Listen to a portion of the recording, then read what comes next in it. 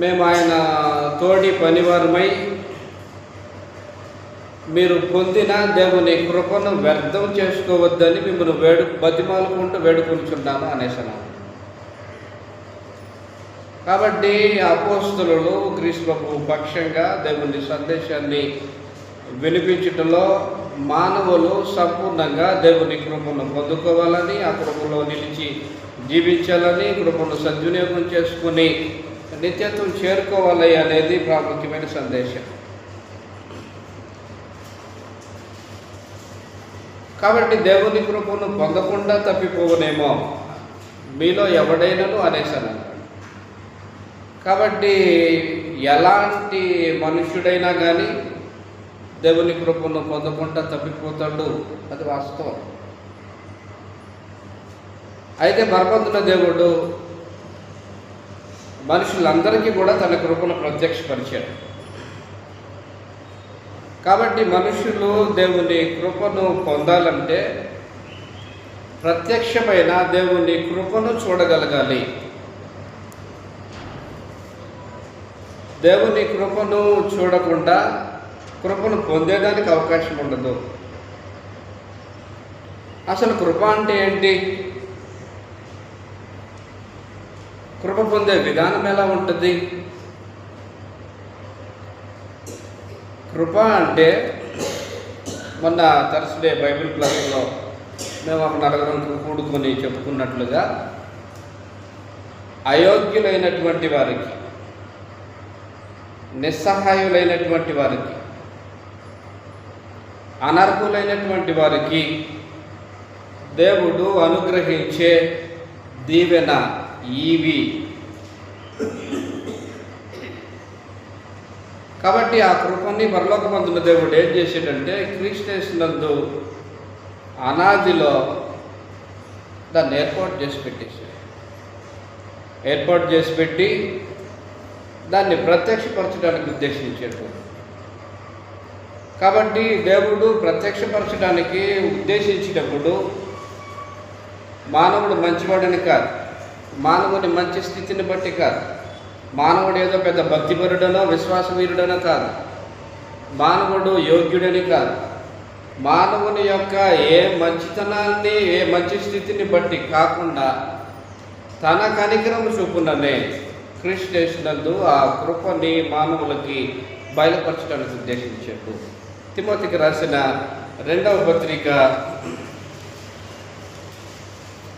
1వ అధ్యాయము, తిమోతికి రాసిన 2వ పత్రిక 1వ అధ్యాయము 9వ వచనములో మన క్రియలను బట్టి కాక అని, మనము మంచివారమని బట్టి కాదు, మన మీద పెద్ద సంపన్నులు మనం కాదు, పెద్ద భక్తి కలిగిన జీవితాన్ని జీవించేవారమని కాదు, మానవ ఏ మంచి స్థితిని బట్టి కాకుండా, తర్వాత చెప్పేసాడు తన స్వకీయ సంకల్పమును బట్టి అని. తన స్వకీయ సంకల్పమును బట్టి అంటే అనాదిలో తన సొంత సంకల్పం తాను ఉద్దేశించాడు, తాను ఏర్పాటు చేసుకున్నాడు బయలుపరచడానికి, మానవులకు అందరికీ కృప చూపించడానికి ఉద్దేశించాడు పరలోకమందున. కాబట్టి మానవ యోగ్యతను బట్టి, అర్హతను బట్టి, మంచితనాన్ని బట్టి, భక్తిని బట్టి, విశ్వాసాన్ని బట్టి కాదు. ఆయన మానవుల ఎడల కనికరం కలిగి ఉన్నాడు. ఆ కనికరము చొప్పున ఆయన తన స్వకీయ సంకల్పమును బట్టి, తన సొంత సంకల్పాన్ని బట్టి ఏం చేశాడు? అనాది కాలముననే క్రీస్తు యేసునందు మనకు అనుగ్రహింపబడినది క్రీస్తు యేసు అను మన రక్షకుని ప్రత్యక్షత వలన బయలుపరచబడినది తన కృపను బట్టి మనలను రక్షించి పరిశుద్ధమైన పిలుపుతో ఆయన మనలను పిలిచెను అని.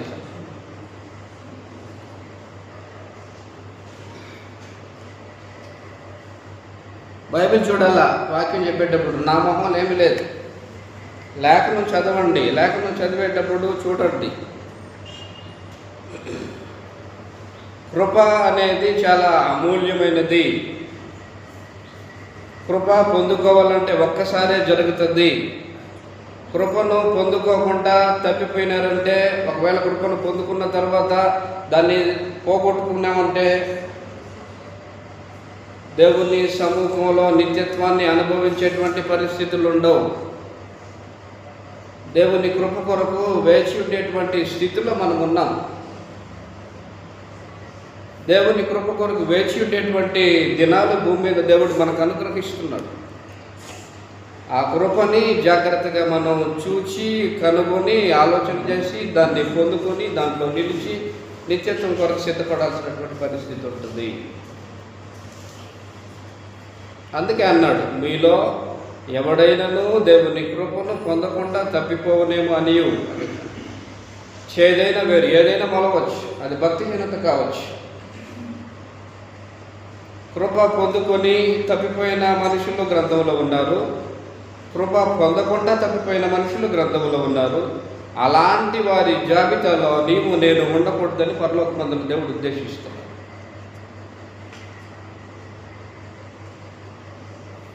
కాబట్టి పరలోకమందున దేవుడు మనుషులకి అందరికీ కూడా తన కృపను ప్రత్యక్షపరిచాడు. తీతుకు రాసిన పత్రిక 2వ అధ్యాయము 11వ వచనములో, తీతుకు రాసిన పత్రిక 2వ అధ్యాయం 11వ వచనములో, ఏలయనగా సమస్త మనుషులకు రక్షణకరమైన దేవుని కృప ప్రత్యక్షమై అన్నాడు. కేవలము యూదులని మాత్రమే కాదు, కేవలము ఇశ్రాయేలు మాత్రమే కాదు, సమస్త మనుషులకు అందరికీ రక్షణకరమైన దేవుని కృప ప్రత్యక్షమై అన్నారు. కాబట్టి దేవుని కృపను మనుషులకు అందరికీ కూడా పరలోకమందున దేవుడు ప్రత్యక్షపరిచాడు. కాబట్టి దేవుడు తన కృపను ప్రత్యక్షపరిచాడు. కాబట్టి ఆ కృపను నీవు నేను పొందాలంటే ప్రత్యక్షమైన కృపను చూడగలగాలి. ప్రత్యక్షమైన కృపను చూడాలి.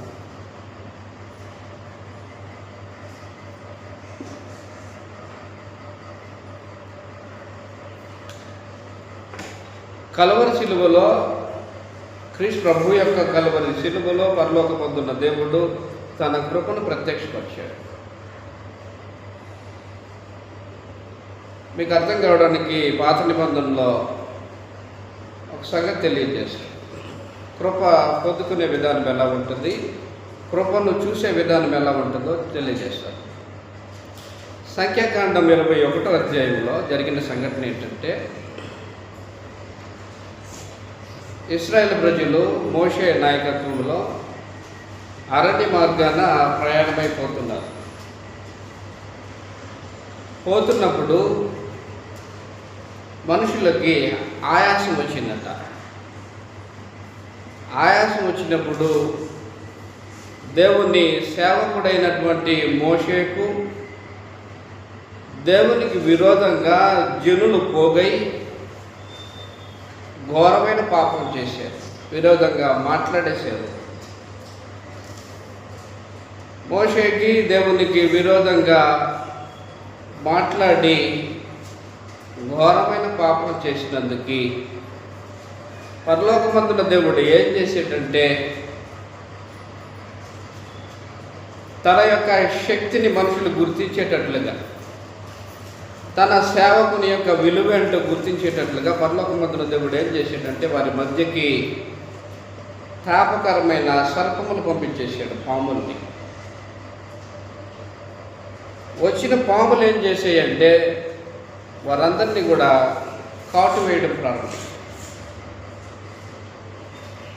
పాములు కాటేస్తున్నాయి, చనిపోతున్నారు జనాలు. వీరందరిని చూసి మిగిలినటువంటి జనులు భయపడిపోయి మోషే దగ్గరకు వచ్చేసి, మోషే, మేము నీకు విరోధంగా, దేవునికి విరోధంగా మాట్లాడి పాపం చేశాము, మా కొరకు దేవుణ్ణి వేడుకో, ప్రార్థించు అనేసి బ్రతికులాడారు. అప్పుడు కృప కొరకు వాళ్ళు వేడుకున్నప్పుడు అప్పుడు మోషే ఏం చేశాడంటే వారు పశ్చాత్తపడి ఒప్పుకున్నటువంటి స్థితిని బట్టి దేవునికి ప్రార్థన చేశారు. అప్పుడు పరలోకమందున దేవుడు కృపను వారి ఎడల ప్రత్యక్షపరిచాడు. కృప ఎక్కడ ప్రత్యక్షమైంది?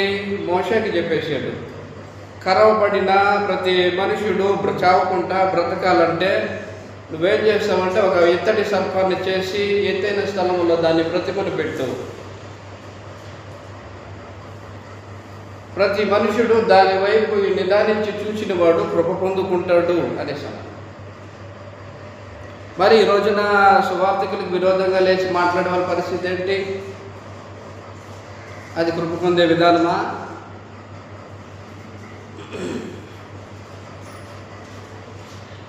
అటు తర్వాత కృప పొందే విధానం ఎలా ఉంటుంది?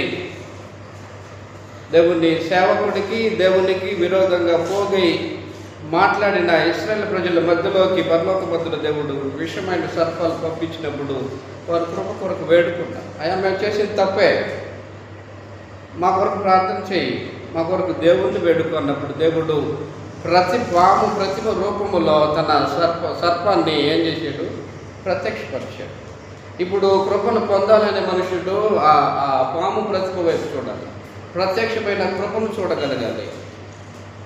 ఇప్పుడు కరవబడిన ప్రతివాడు చావడు అనేటువంటి విశ్వాసంతో ఆ పాము ప్రతిమను చూసినప్పుడు సమస్య లేదు, ప్రాణం పోగొట్టుకునే పరిస్థితి లేదు, నిశ్చయంగా బ్రతికేటువంటి పరిస్థితి. అలా ప్రత్యక్షమైన కృపను మనుషులు చూడగలగాలి. అయితే పరలోకమందుడు దేవుడు తన కృపను క్రీస్తు ప్రభు యొక్క కల్వరి శిలువలో ప్రత్యక్షపరిచాడు. కాబట్టి ఇక్కడ కృపను మనుషులు ఎక్కడ చూడాలా? కల్వరి శిలువలో ప్రత్యక్షమైనటువంటి క్రీస్తు ప్రభు వైపు చూడాలి, శిలువ వైపు చూడాలా. కల్వరి శిలువ నాదుని ఆశ్రయించాలా కృప పొందాలి అన్నప్పుడు. అప్పుడు కృప పొందేదానికి అవకాశం ఉంది. కృపను పరలోకమందున దేవుడు క్రీస్తు ప్రభు కల్వరి శిలువలో ప్రత్యక్షపరిచాడు. ఆ ప్రత్యక్షమైన శిలువ వైపు మనుషులు చూడాలి. క్రీస్తు ప్రభు శిలువ నాదుని ఆశ్రయించాల్సిన పరిస్థితి మనుషులు ఉండాలి. అప్పుడు కృప పొందేదానికి అవకాశం ఉంటుంది. కృప పొందే విధానం ఇది.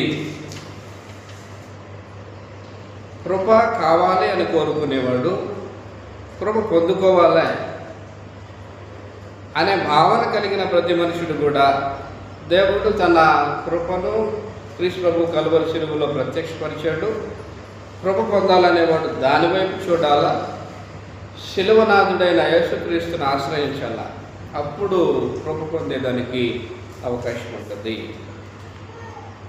కాబట్టి కృప అప్పుడేం చేస్తుంది? మనుషుల్ని రక్షిస్తుంది. సమస్త మనుషులకు రక్షణకరమైన దేవుని కృప ప్రత్యక్షమై. కాబట్టి కృప పొందుకునే విధానం ఇది. కృప అంటే అర్థం ఇది, కృప పొందుకునే విధానం అంటే ఇది. మరలా చెప్తున్నా, కృప అంటే అయోగ్యులైనటువంటి వారికి, అనార్హులైనటువంటి వారికి, నిస్సహాయులైనటువంటి వారికి, వేదనలో, బాధలో, శ్రమల్లో, ఇబ్బందుల్లో నా అనేవారు లేరు అనేటువంటి వారికి పరలోకమందున దేవుడు అనుగ్రహించేటువంటి దీవెన ఇవి. కృప ఎలా పొందుకుంటామంటే దేవుడు సమస్త మనుషులకు తన కృపను ప్రత్యక్షపరిచాడు. ఆ కృపని క్రీస్తు ప్రభు కల్వరి శిలువలో ప్రత్యక్షపరిచాడు. కృప పొందాల్సిన మనుషులు ఏం చేయాలంటే, పొందాలంటే ఎక్కడ కృప ప్రత్యక్షమైందో దాని వైపు నిదానించి చూడాలి. అలా చూసి క్రీస్తు ప్రభు నాదుని ఆశ్రయించాలి. క్రీస్తు ప్రభుని ఆశ్రయిస్తే, శిలువ వైపు చూస్తే అప్పుడు కృప పొందేదానికి అవకాశం ఉంటుంది. ఈ కృపను పొందుకున్న తర్వాత దానిలో నిలిచి జీవితాన్ని జీవిస్తూ ఉండాలి. కృప పొందుకున్న తర్వాత ఎప్పటికప్పుడు తడిమి చూసుకుంటూ ఉండాలి. కృపలో నేను నిలిచున్నానా? పొందుకున్న కృపను పోగొట్టుకునే పరిస్థితుల్లో నేను జీవిస్తున్నానా? కృపను పొందకుండా తప్పిపోవడానికి ఏదైనా నాకు అడ్డుగా ఉన్నదా అనే ఎప్పటికప్పుడు మనుషులు ఏం చేయాలంటే దాన్ని పరిశీలన చేసుకోవాలి. కాబట్టి కృప పొందేది ఒక్కసారే, దాన్ని పొందకుండా తప్పిపోతే మరలా అది లభ్యం కాదు. అయితే ఎలాంటి వారు దేవుని కృపను పొందకుండా తప్పిపోతారు? కాబట్టి దేవుని కృపను పొందకుండా తప్పిపోవడానికి మనలో ప్రతి ఒక్కరూ కూడా ఎప్పటికప్పుడు తగు విశేషమైన జాగ్రత్త కలిగి జీవించాలి. కాబట్టి ప్రత్యక్షమైన కృప ఏం చేసిందంటే, ఎప్పుడైతే ఈ మనిషి కృపను చూచి ఆశ్రయిస్తాడో అప్పుడు కృప ఏం చేస్తుందంటే బోధిస్తుంది, సందేశం వినిపిస్తుంది. ఏమని వినిపిస్తుంది? కంటిన్యూగా తీతుకు రాసిన పత్రిక 2వ అధ్యాయము 12-13 వచనాల్లో మనము భక్తిహీనతను, యహలోక సంబంధమైన దురాశలను విసర్జించి శుభప్రదమైన నిరీక్షణ నిమిత్తము అనగా మహాదేవుడును మన రక్షకుడునైన యేసుక్రీస్తు మహిమ యొక్క ప్రత్యక్షత కొరకు ఎదురు చూచుచు ఈ లోకములో స్వస్థ బుద్ధితోనూ నీతితోనూ భక్తితోనూ బ్రతికిచుండవలనని మనకు బోధించుచున్నది.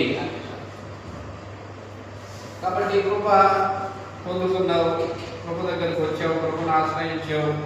అప్పుడు కృప నీకేం చేస్తుంది? నీవు భక్తిహీనతను విసర్జించాలి,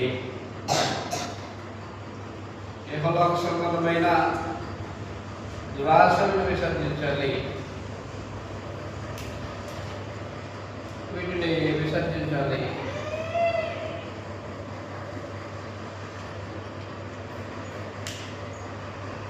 భక్తిహీనుడైన ప్రతి వాడు కూడా దేవుని కృపను పొందకుండా తప్పిపోతాడు.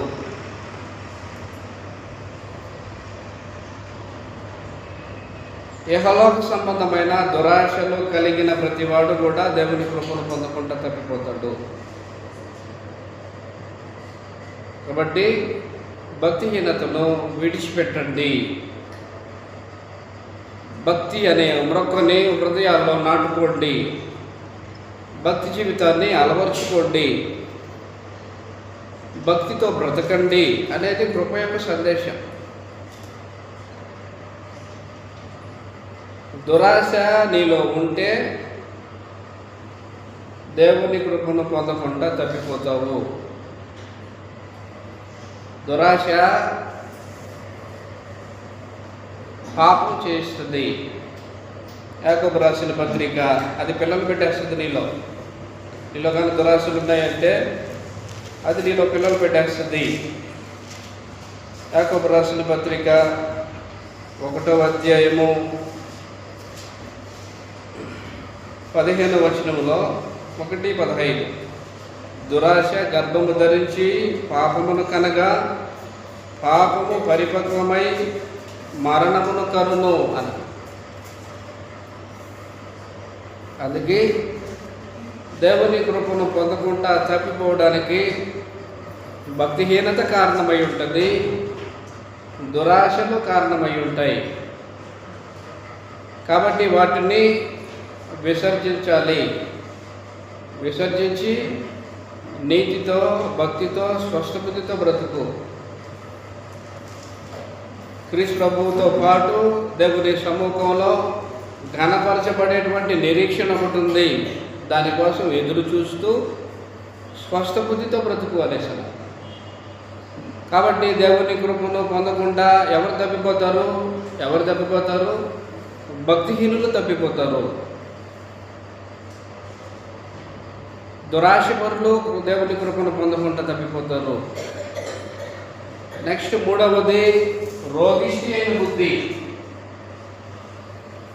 రోగిష్టి అయిన బుద్ధి కలిగిన ప్రతి వారు కూడా దేవుని కృపను పొందకుండా తప్పిపోతారు. అందుకే స్వస్థ బుద్ధితో బ్రతకండి అని కృప బోధ చేస్తుంది. కాబట్టి భక్తితో బ్రతకాలా, భక్తిహీనతను విసర్జించాలా, యెహోవాకు సంబంధమైన దురాశను విసర్జించాలా, నీతితో బ్రతకాలా, క్రీస్తు ప్రభు ప్రత్యక్షత కొరకు కనిపెట్టుకుంటూ స్వస్థ బుద్ధితో బ్రతకాల. స్వస్థ బుద్ధి అంటే ఆరోగ్యకరమైన బుద్ధి.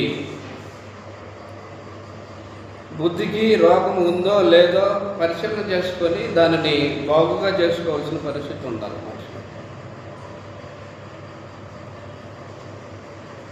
దేహంలో ఏదైనా రోగం వచ్చిందనుకో,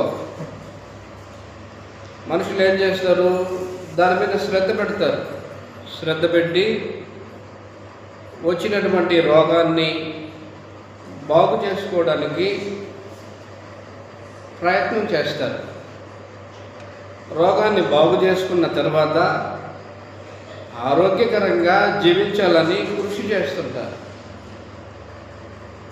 కాబట్టి దేహానికి ఆరోగ్యం ఉన్నా లేకపోయినా దానికంటే ప్రాముఖ్యంగా బుద్ధికి రోగము బాగు చేసుకోవాల్సిన పరిస్థితి ఉంది.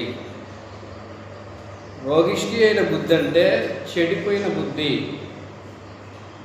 పరలోకమందుల దేవుడు ఆదికాండము 6వ అధ్యాయములో, ఆదికాండం 6వ అధ్యాయము 5వ వచనములో, నరుల చెడుతనము భూమి మీద గొప్పదనియు, వారి హృదయం యొక్క తలంపులలోని ఊహ అంతయు ఎల్లప్పుడూ కేవలము చెడ్డదనియు యెహోవా చూచి అనేసారు. కాబట్టి హృదయములో ఉండే ఊహ అది చెడ్డదనుకో, బుద్ధికి రోగం వచ్చిందని అర్థం. హృదయము క్లీన్గా తేటగా ఉందనుకో, స్వస్థ బుద్ధి ఉంది అని దాని అర్థం. కాబట్టి రోగిష్టి అయిన బుద్ధి కలిగినటువంటి మనుషులు దేవుని కృపను పొందకుండా తప్పిపోతారు.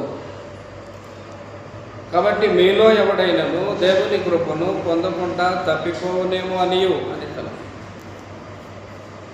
కాబట్టి 3 సంగతులు వచ్చాయి. ఇప్పుడు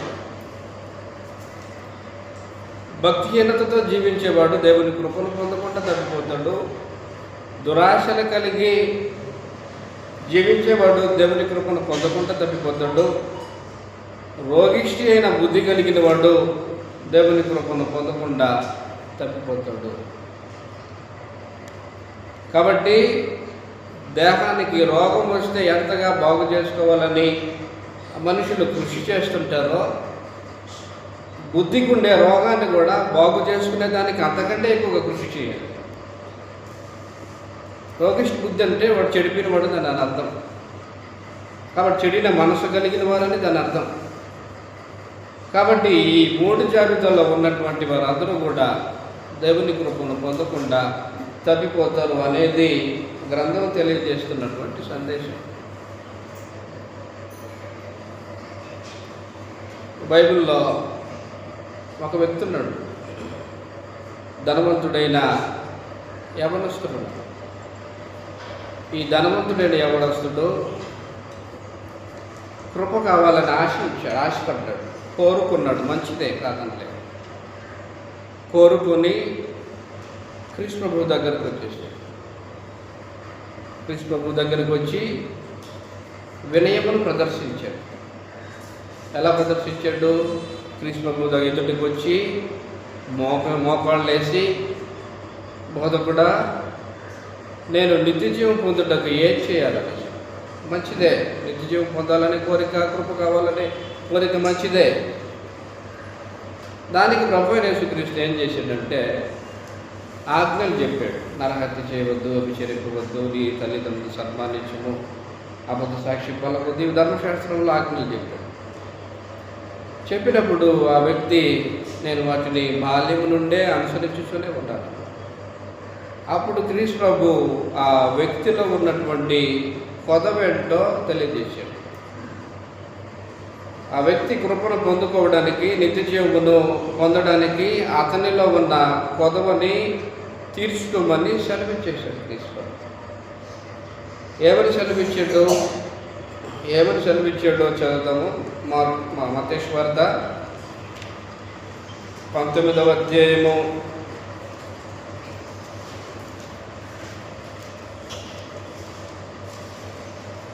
మత్తయి సువార్త 19వ అధ్యాయము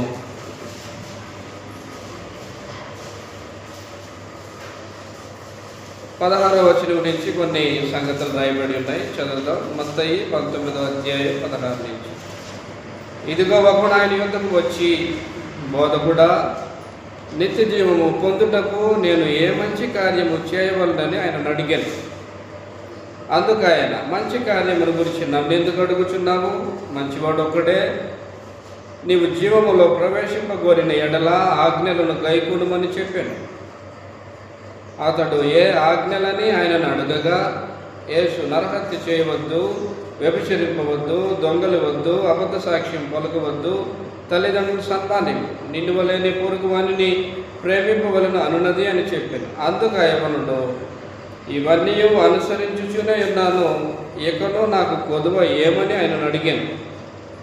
అందుకు యేసు, నీవు పరిపూర్ణుడవుటకు కోరిన ఎడలా పోయి నీ ఆస్తిని అమ్మి బీదలకిమ్ము, అప్పుడు పరలోకమందు నీకు ధనము కలుగును. నీవు వచ్చి నన్ను వెంబడించుమని అతనితో చెప్పాను. అయితే ఆ యవనుడు మిగుల ఆస్తి గలవాడు కనుక ఆ మాట విని వ్యసనపడుచు వెళ్ళిపోయాడు. వ్యసనపడుచు వెళ్ళిపోయాడంటే దిద్దుబాటు చేసుకునే స్వభావం లేదు. కృప కావాలన్నావు, కోరిక ఉంది కృప పొందాలని. ఇప్పుడు దాన్ని పొందాలంటే ఏ సందేశం నీకు వినబడిందో ఆ సందేశం ప్రకారం నువ్వు దిద్దుబాటు చేసుకోవాలి కదా. దిద్దుకోకుండా నువ్వు వెళ్ళిపోతే కృప ఎలా పొందుతావు? ముఖాన్ని చిన్నపుచ్చుకొని వ్యసనపడుచు నువ్వు వెళ్ళిపోతే నిత్య జీవం ఎలా పొందుతావు? క్రీస్తు ప్రభువు నిన్నేమైనా బలవంత పెట్టాడా? నిత్య జీవం పొందడం బలవంత పెట్టాడు. నీకు నువ్వుగా వచ్చేసావు. వచ్చిన విధానంలో క్రీస్తు ప్రభు ఎదుట ఆ వ్యక్తి కనపరిచినటువంటి స్వభావం కూడా మెచ్చుకోతగినదే. మొక్కల్లో ఉండటము, వినయం ప్రదర్శించటం, అందులో మంచి కోరిక కోరడం కూడా ఆశ్చర్యమైన సంగతే, మెచ్చుకోదగ్గ సంగతే. మరి ఇప్పుడు నిత్య జీవం పొందాలి అన్న ఆలోచన నీకు కలిగినప్పుడు, కోరిక నీకున్నప్పుడు, కొదవగా ఉన్నదేంటో నీవే అడిగావు, దానికి క్రీస్తు ప్రభు తెలియజేశాడు. దాన్ని తీర్చుకోవాలలేదా? నీ ఆస్తి నమ్మి పేదలకు ఇవ్వు, పరలోకమందు నీకు ధనం కలుగును, నీవు వచ్చి నన్ను వెంబడించు అన్న. కాబట్టి ఇప్పుడు ఈ వ్యక్తికి నిత్య జీవము మధ్యలో ఈ వ్యక్తి ఇటుపక్క ధనం. ఏది కోరుకుంటాడు? సందిగ్ధంలో పడ్డాడు. మధ్యలో వ్యక్తి ఉన్నాడు, ఒక పక్క ధనము, ఒక పక్క నిత్య జీవం. ధనము కావాలా? నిత్య జీవం కావాలా? ధనం కోరుకుంటావా? నిత్య జీవం కోరుకుంటావా? ఎవరి చాయిస్, అవకాశం నీకే. మనిషి ఆలోచన చేసి అంతరంగంలో హృదయపూర్వకంగా దిద్దుబాటు చేసుకోవాలి. నిత్య జీవం కావాలనో వద్దో ఆలోచన చేసిండు. నాకు నిత్య జీవం వద్దులే, నాకు ధనమే కావాలని నిత్య జీవాన్ని పోగొట్టుకొని భౌతికమైన ధనం కోరుకొని వ్యసనపడిచి వెళ్ళిపో. కాబట్టి ఇప్పుడు ఎవరో దేవుని కృపను పొందకుండా తప్పిపోతారు. సంగతులు విన్న తర్వాత, సంగతులు తెలియజేసిన తర్వాత మారు మనసు పొందడానికి ఇష్టపడని ప్రతి వాడు కూడా దేవుని కృపను పొందకుండా తప్పిపోతారు. భూమి మీద ఉండే ఎలాంటి స్వభావం కలిగిన వ్యక్తి నేను అడిగామనుకో, నాకు దేవుని కృప కావాలని అందరూ అడిగేవాళ్ళే. కానీ దాన్ని పొందుకోవడానికి దేవుడు ఏ మార్గం అయితే ఏర్పాటు చేసి పెట్టాడో దాని ప్రకారం మనుషులు వెళ్ళాల్సిన పరిస్థితి ఉంది. కాబట్టి నాకు ధనమే కాచాలి, నాకు ఆ నిత్య జీవం వద్దులే అని నిర్లక్ష్యం చేసి, అలక్ష్యం చేసి భౌతికమైన ధనం మీద దృష్టి పెట్టి ధనమే తన జీవితం అనుకుని వెళ్ళిపోయాడు. కాబట్టి మత్తయి సువార్తలో కానీ, మార్కు సువార్తలో కానీ, లూకా సువార్తలో కానీ ఈ వ్యక్తిని గురించి ముగ్గురు రచయితలు రాసి వారు తెలియజేసిన సంగతి ఏంటంటే,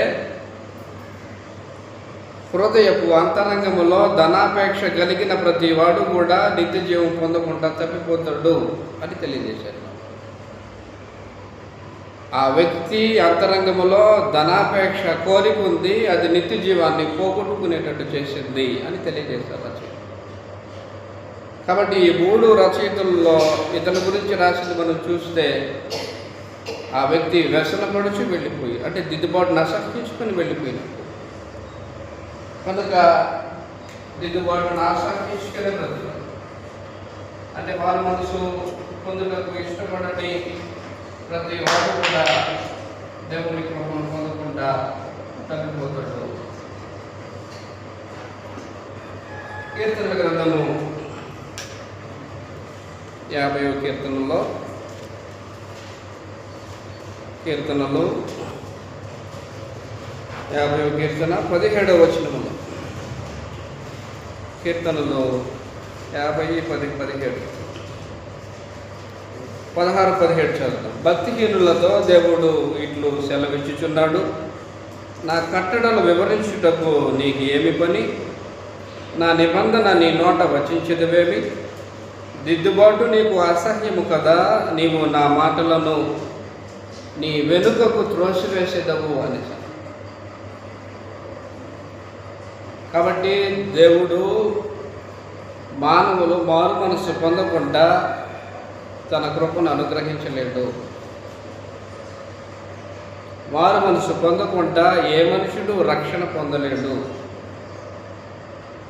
నీ స్వభావము, నీ ప్రవర్తన, నీ ఆలోచన విధానము, నీ తిరుగుబాటుతనము నువ్వు మార్పు చేసుకుంటేనే తప్ప దేవుని కృపను పొందేదానికి అవకాశం ఉండదు.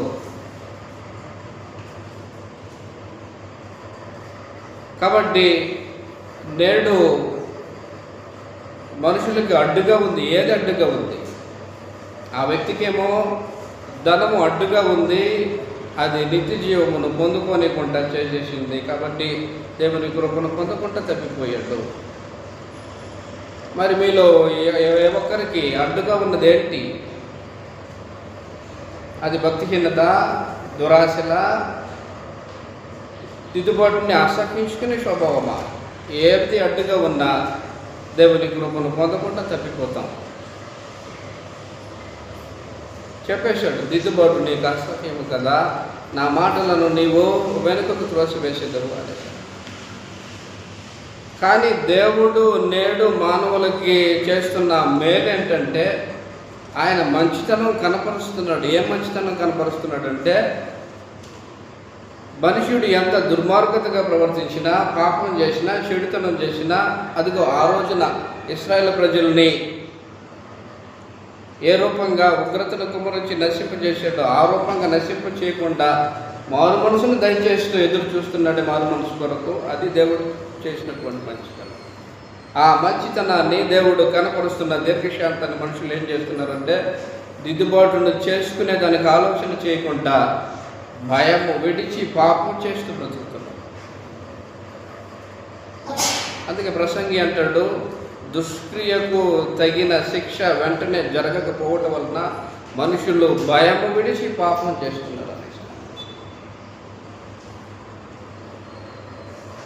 కానీ దేవుడు అలా దిగి వచ్చి బ్రతిమలాడే కొరకు వచ్చేసి, దేవుని కృప బ్రతిమలాడుకునే వరకు వచ్చేసి, ఏమని బ్రతిమలాడింది? మారు మనసు పొందండి, నా సహవాసం కోరుకోండి, రక్షణ పొందండి అని బ్రతిమలాడే స్థితికి వచ్చేసింది. కొరింథీయులకు రాసినటువంటి 2వ పత్రిక 5వ అధ్యాయము, కొరింథీయులకు రాసిన 2వ పత్రిక 5వ అధ్యాయము 18వ వచనం నుంచి, సమస్తమును దేవుని వలనైనవి, ఆయన మనలను క్రీస్తు ద్వారా తనతో సమాధానపరుచుకొని ఆ సమాధానపరచు పరిచర్యను మాకు అనుగ్రహించెను. అది ఏమనగా, దేవుడు వారి అపరాధములను వారి మీద మోపక క్రీస్తునందు లోకమును తనతో సమాధానపరుచుకొనుచు ఆ సమాధాన వాక్యమును మాకు అప్పగించెను. కావున దేవుడు మా ద్వారా వేడుకొనినట్టు మేము క్రీస్తుకు రాయబారులమై దేవునితో సమాధానపడుడని క్రీస్తు పక్షంగా మిమ్మను బతిమాలుచున్నాము వేడుకొనుచున్నాము. కాబట్టి దేవుని పక్షంగా, క్రీస్తు పక్షంగా అపోస్తలులు వారి ద్వారా పరలోకమందున దేవుడు అలా బ్రతిమలాడే స్థితికి వచ్చేసి మార్పు చేసుకోండి, సమాధాన పడండి అని బ్రతిమలాడే స్థితికి వచ్చేసింది. బ్రతిమలాడుతున్న దాన్ని కృపను కాళ్ళదల్లే మనిషి, దేవుని దీర్ఘశాంతాన్ని తృణీకరించే మనిషి, దేవుని కృపను పొందుకోలేడు. వాస్తవానికి బ్రతిమలాడే దేవుడు ఎవరి ద్వారా? అపోస్తలుల ద్వారా బ్రతిమలాడుతున్నాడు అనేసి. ఏం అవసరం ఆయనకి? మా ద్వారా వేడుకొనుచున్నాడు, మా ద్వారా బ్రతిమలాడుచున్నాడు. కాబట్టి మనుషుడు దేవుని కృపను పొందాలంటే కొన్నిటిని వదులుకోవాలా. కొన్నిటిని వదులుకొని దేవుడు ఏది కోరాడో దాని ప్రకారంగా జీవించడం నేర్చుకోవాలి. వదులుకోవాలా, ప్రాచీన స్వభావాన్ని వదులుకోవాలి. ప్రాచీన స్వభావాన్ని వదులుకోకుండా పరిశుద్ధమైన జీవితం జీవించేదానికి అవకాశం ఉండదు. కాబట్టి మారు మనసు పొందకుండా లోపం ఏదో తెలియజేయబడిన తర్వాత లోపాన్ని దిద్దుకోకుండా విని లేచి వెళ్ళిపోయే ప్రతి మనుషుడు కూడా దేవుని కృపను పొందలేడు. ఆ ధనవంతుడైన యవ్వనస్తుని పరిస్థితి అదే. నాకు పొదువుగా ఉన్నది ఏంటో తెలియజేయండి అన్నాడు. క్రీస్తు ప్రభు తెలియజేశాడు. ఈ మనిషి విన్నాడు, విని వ్యసనపడుచు వెళ్ళిపోయాడు. అలాగన మారు మనసు పొందడానికి ఇష్టపడకుండా, కొదవను తీర్చుకోకుండా, దిద్దుబాటును ప్రేమించకుండా లేచి వెళ్ళిపోయే ప్రతివాడు కూడా దేవుని కృపను పొందలేడు. ఆ మనుషుడు వ్యసనపడుచు వెళ్ళిపోయాడు. ఇకపోతే ఎలాంటి వారు దేవుని కృపను పొందలేరు? హృదయాన్ని కఠినపరుచుకునే ప్రతి మనుషుడు కూడా దేవుని కృపను పొందలేరు.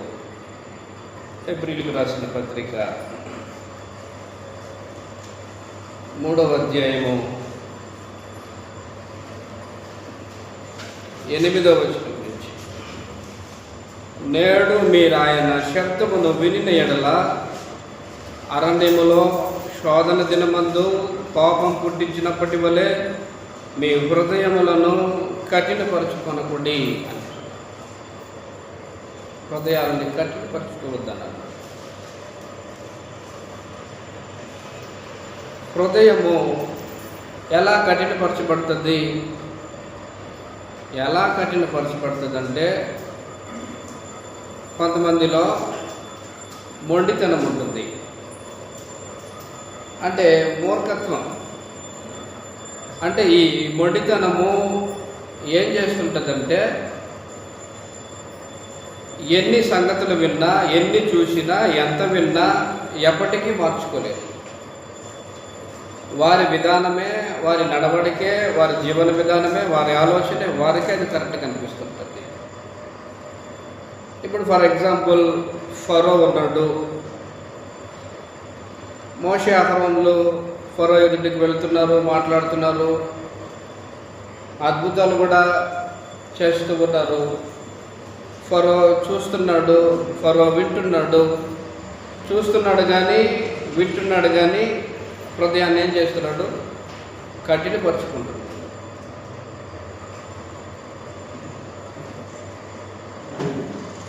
కాబట్టి చూస్తూనే, వింటూనే హృదయాన్ని కఠినపరుచుకునేటువంటి స్వభావం ఫరోది. కాబట్టి ఎన్ని సంగతులు విన్నా, ఎంత విన్నా మార్చుకోకుండా ఉండే పరిస్థితినే హృదయాన్ని కఠినపరచుకోవడం అనేసి. అది ఎంతవరకు ఉంటుందంటే చూడటం వరకే, వినడం వరకే ఉంటుంది. అలా చూస్తూనే ఉంటారు, వింటూనే ఉంటారు, కానీ అది మెల్లమెల్లగా హృదయము కఠినమైపోతుంది. కఠినపరచబడిన హృదయము కలిగిన ప్రతి మనుషుడు కూడా దేవుని కృపను పొందకుండా తప్పిపోతాడు.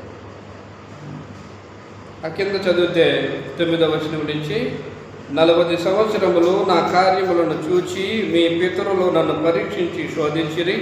కావున నేను ఆ తరము వారి వలన విసిగి వీరెల్లప్పుడూ తమ హృదయాలోచనలో తప్పిపోచున్నారు, నా మార్గములను తెలుసుకొనలేదు. కనుక నేను కోపముతో ప్రమాణం చేసినట్టు వారు నా విశ్రాంతిలో ప్రవేశింపరని చెప్పితున్నాను. అంటే కృప పొందే ఛాన్స్ లేదు, దానికి అర్థం. నా విశ్రాంతిలో ప్రవేశింపరంటే అయిపోయింది. రక్షించాల్సిన దేవుడే, విశ్రాంతిని అనుగ్రహించాల్సినటువంటి దేవుడే కఠినమైన నిర్ణయం చేసేసేటంటే ఇక ఏ మనుషుడు రక్షించలేదు. ఆయనే చెప్పేశాడు, 40 సంవత్సరాలు నా కార్యాలు చూశారు, నన్ను శోధించారు, అయినా సరే వీరి హృదయాలోచనలో తప్పిపోయినారు. వీరు హృదయాలను కఠినపరుచుకున్నారు కాబట్టి నా విశ్రాంతిలో వారు ప్రవేశించలేదు. కళ్ళారా చూసి, చెవులారా విని, హృదయాన్ని కఠినపరుచుకొని మార్పు లేనటువంటి స్వభావం జీవించి దేవుని విశ్రాంతిలో ప్రవేశింపలేని పరిస్థితిని వారు కలిగి ఉన్నారు. అలాంటి దుస్థితి నీకు నాకు వద్దని గ్రంథం తెలియజేస్తుంది. వారు అలా జీవితం జీవించారయ్యా, నా కృపను పోగొట్టుకున్నారు, కృపను పొందకుండా తప్పిపోయారు, విశ్రాంతిలో ప్రవేశం లేకుండా కోల్పోయారు. మీకు అలాంటి దుస్థితి వద్దు. దేవుని దీర్ఘశాంతమున గ్రహించండి. దేవుడు సమయాలు, దినాలని, అవకాశాలను ఇస్తున్నాడు, సద్వినియోగం చేసుకోండి. లోపాలని సరిచేసుకోండి, దిద్దుబాటుని ప్రేమించండి. దిద్దుబాటును అసహించుకున్నారంటే, హృదయాన్ని కఠినపరుచుకున్నారంటే దేవుని కృపను పొందకుండా తప్పిపోతారు. హృదయాన్ని కఠినపరుచుకునే ప్రతి వాడు కూడా దేవుని కృపను పొందలేడు.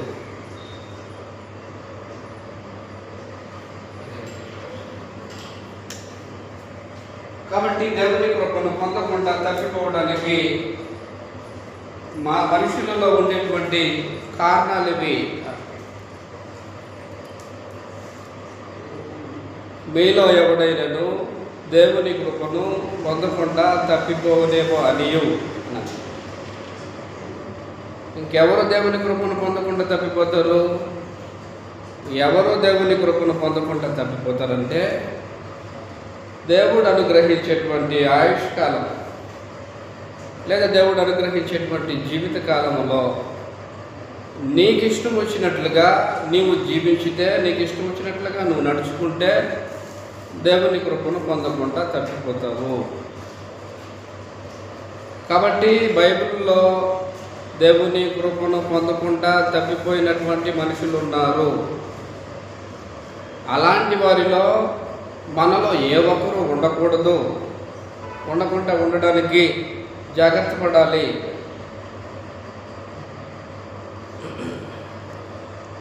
తెలుసు, మనందరికి ధనవంతుల గురించి తెలుసు. లోకాసు వార్త 16వ అధ్యాయంలో దేవుని కృపను పొందకుండా తప్పిపోయిన వ్యక్తి యొక్క కేకలు పాతాళములో నుండి వినబడుచున్నాయి అనేసి అన్నారు.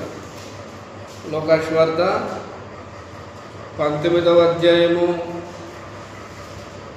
లోకాసు వార్త 19వ అధ్యాయము 22వ వచనం నుంచి కొన్ని సంగతులు చదివేస్తాను.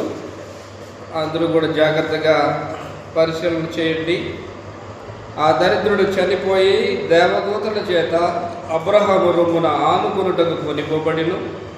ధనవంతుడు కూడా చనిపోయి పాతిపెట్టబడిను. అప్పుడు అతడు పాతాళములో బాధపడుచు కన్నులెత్తి దూరము నుండి అబ్రహామును అతని రొమ్మున ఆనుకుని ఉన్న లాజరును చూచి, తండ్రివైన అబ్రహామా, నాయందు కనికరపడి తన వ్రేలి కొనను నీళ్లలో ముంచి నా నాలుకను చల్లార్చుటకు లాజరును పంపుము, నేను ఈ అగ్ని జ్వాలల్లో యాతన పడుచున్నానని కేకలు వేసి చెప్పాను అని. దేవుని కృపను పోగొట్టుకున్న వ్యక్తి యొక్క పరిస్థితి ఇది. దేవుని కృపను పోగొట్టుకొని అగ్ని జ్వాలల్లో యాతన పడుచాడు. ఏం కథ? ఆ దుస్థితి ఎందుకు వచ్చింది? దానికి సమాధానం అబ్రహాము చెప్పేశాడు 25వ వచనంలో. అందుకు అబ్రహాము, కుమారుడా, నీవు నీ జీవిత కాలమందు నీకు ఇష్టమైనట్టు సుఖము అనుభవించితివి అనేసి. కృపను పొందకుండా తప్పిపోయిన మనిషి యొక్క దుస్థితి అగ్ని జ్వాలల్లో యాతన పడేటువంటి స్థితి. అది అలా కలగడానికి కారణం ఏంటి? తనకిష్టం వచ్చినట్టు జీవించాడు, సుఖాన్ని అనుభవించాడు. దేవుడు ఆయుష్ని ఇచ్చినా, ఆరోగ్యాన్ని ఇచ్చినా, సమయాన్ని ఇచ్చినా, దినాన్ని ఇచ్చినా, అవకాశాన్ని ఇచ్చినా సద్వినియోగం చేసుకోవాలా. దేవుని కొరకు జీవించాలా, దేవునితో నడవాలనేటువంటి తలంపు కలగల మనిషికి. కాబట్టి ఎవరు దేవుని కృపను పొందకుండా తప్పిపోతారు? తమ జీవిత కాలమందు తమకిష్టం వచ్చినట్టు జీవించే ప్రతి మనుషుడు కూడా దేవుని కృపను పొందకుండా తప్పిపోతారు. అలాగే మనం హెబ్రీయులకు రాసిన పత్రిక 11వ అధ్యాయంలో మరొక ధనవంతుడిని చూడవచ్చు. అగ్ని జ్వాలల్లో యాతన పడని పరిస్థితి కలిగి దేవునితో కూడా కొనిపోబడినటువంటి ఈ వ్యక్తిని చూడొచ్చు. అతని పేరు హనోకు. హెబ్రీయులకు రాసిన పత్రిక 11వ అధ్యాయము 5వ వచనం నుంచి, విశ్వాసమును బట్టి హనోకు మరణము చూడకుండానట్లు కొనిపోబడిను. ఏం కారణము? అతడు కొనిపోబడక మునుపు దేవునికి ఇష్టుడై ఉండినని సాక్ష్యము పొందెను. కాగా దేవుడు అతన్ని కొనిపోయాను గనుక అతడు కనబడలేదు. కాబట్టి ఇప్పుడు ఆ వ్యక్తికి ఈ వ్యక్తికి వ్యత్యాసం ఏంటి? ఆ వ్యక్తికి ఈ వ్యక్తికి ఉన్న వ్యత్యాసం ఏంటంటే, ఆ ధనవంతుడు తన జీవిత కాలమందు తనకిష్టం వచ్చినట్టు జీవించి దేవుని కృపను పొందకుండా తప్పిపోయాడు. ఈ హనోకు తన జీవిత కాలమందు దేవునికి ఇష్టడుగా బ్రతికాడు, దేవునితో నడిచాడు, దేవుని సహవాసాన్ని కోరుకున్నాడు. అతడు జీవించిన జీవన విధానాన్ని బట్టి దేవుడు ఏం చేశాడంటే, రా మా ఇంటికి వెళ్దాం అని తీసుకున్నాడు. వ్యత్యాసం. కాబట్టి రూపంగా దేవుని కృపను పొందకుండా తప్పిపోయినటువంటి వారు గ్రంథంలో మనం త్రవి చూస్తే 2-3 రోజులైనా కూడా ఆ పాఠం చెప్పుకోవచ్చు. కాబట్టి ఒక్కొక్క వ్యక్తిలో ఒక్కొక్క కారణం. దేవుని కృపను పొందకుండా తప్పిపోవడానికి ఒక వ్యక్తి కారణం భక్తిహీనత, ఒక వ్యక్తి కారణం దురాశలు, ఒక వ్యక్తి కారణం రోగిష్ఠైన బుద్ధి కలిగి ఉండటం, ఒక వ్యక్తి కారణం దిద్దుబాటుని అసహించుకోవడం, మారు మనసు పొందే ఇష్టం లేకపోవడం, మరొక వ్యక్తి కారణము తన జీవిత కాలమందు తనకిష్టం వచ్చినట్టు నడుచుకొని జీవించటం. దేవుని కృపను పొందకుండా తప్పిపోయినటువంటి లిస్ట్ ఇది. ఇలాంటి వారిలో నీవు నేను ఉండాలి, ఎలా ఉండాలో పరిశీలన చేసుకో. రాదు, భూమి మీద దేవుని కృప ఆవరించబడి ఉంది. భూమి మీద నువ్వు జీవిస్తున్నావంటే, నీలో ఊపిరి ఉందంటే దేవుడు తన కృపను పొందుతావని అవకాశ ద్వారాలు తెరిచిపెట్టేశాడు. దాన్ని కాళ్ళు తన్నుకున్నావంటే దేవుని కృపను పొందకుండా తప్పిపోతావు. కాబట్టి నీ జీవిత కాలమందు నీకు ఇష్టం వచ్చినట్లుగా నీవు జీవిస్తే నీవు పాపం చేస్తావు. పాపం చేసే ప్రతివాడు దేవుని కృపను పొందకుండా తప్పిపోతాడు. దేవునికి ఇష్టడుగా జీవించే ప్రతివాడు, దేవుని సహవాసంలో నడిచే ప్రతివాడు కూడా నీతిని జరిగిస్తాడు. నీతిని జరిగించే ప్రతివాడు దేవుని కృపను పొందుకుంటాడు. వ్యత్యాసం. నీకు ఇష్ట ప్రకారం జీవిస్తే పాపం చేస్తావు, దేవునికి ఇష్ట ప్రకారం జీవిస్తే నీతిని జరిగిస్తావు. కాబట్టి అందుకని దేవుడు నీ ఇష్ట ప్రకారం నువ్వు జీవించి దేవుని కృపను పోగొట్టుకోవద్దు. అది హనోకుని గుర్తించుకో. కృపను పొందకుండా తప్పిపోయే పరిస్థితుల్లో నువ్వు ఉండాలంటే ధనవంతులకు జీవించు. కాబట్టి ప్రధానమైన సంగతి ఏంటంటే ఒక హెచ్చరికగా లేదు జాగ్రత్తను చెప్పే విధంగా ఒక అవకాశం. ప్రయాణం అయిపోతున్నాడు, తల్లిదండ్రులు బిడ్డలకు ఏం చేస్తారు, నాయన జాగ్రత్త అని. ప్రయాణంలో జాగ్రత్త అన్నారు. ఆ రూపంగా గ్రంథం ఏం తెలియజేస్తుందంటే, పరిశుద్ధాత్మ ఏం తెలియజేస్తున్నాడంటే, మీలో ఎవడైనాను దేవుని కృపను పొందకుండా తప్పిపోవనేమో అనియు అని జాగ్రత్త తెలియజేస్తాడు. కాబట్టి ఎలాంటి మనుషుడైనా ఎలాంటి పరిస్థితుల్లోనైనా ఎప్పుడైనా దేవుని కృపను పొందకుండా తప్పిపోతాడు అనేది సత్యం. కాబట్టి చేదైన వేరు ఏదైనాను మొలచి అని అన్నాడు. అది వ్యభిచారం కావచ్చు, తిరుగుబాటుతనం కావచ్చు, చెడుతనం కావచ్చు, భక్తిహీనత కావచ్చు, దిద్దుబాటుని అసహించుకునే స్వభావం కావచ్చు, హృదయాన్ని కఠినపరుచుకునే స్వభావం కావచ్చు, నా ఇష్ట ప్రకారం జీవించే జీవన విధానం కావచ్చు, ఏదైనా చేదైన వేరు ఏదైనాను మొలచి కలవరపరచుట వల్ల అనేకులు అపవిత్రులైపోదురేమో అని అక్కడ మనకు ఉదాహరణగా ఏశావును చూపించి,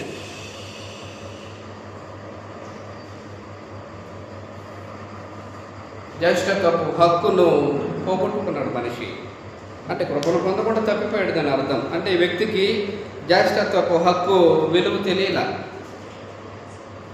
జ్యేష్ఠత్వంలో ఉండేటువంటి దీవెనల్ని ఈ మనిషి లక్ష్య పెట్టాల, పట్టించుకోవాల. ఎంతసేపు ఇతనికి ఈ అరణ్యానికి వేటకి వెళ్తాడు, మాంసం తెచ్చుకుంటాడు, తిని జీవితం గడుపుతాడు.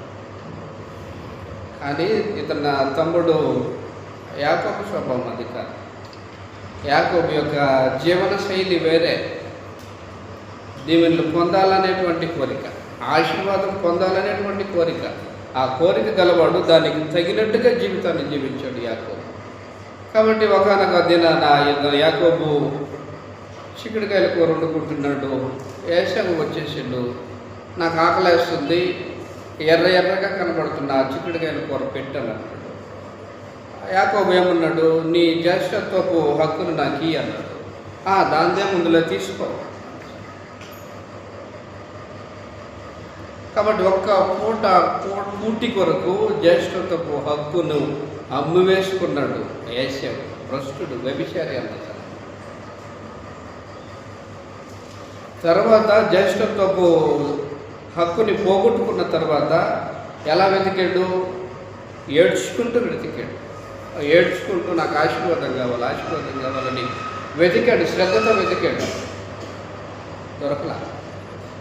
కాబట్టి ఏదైనా మారు మనసైనా, రక్షణ అయినా, కృప అయినా, నిత్య జీవమైనా ఎప్పటికప్పుడు అదే అనుకూలమైన సమయం అని జాగ్రత్తగా మనుషులు దాన్ని రిసీవ్ చేసుకోవాలి.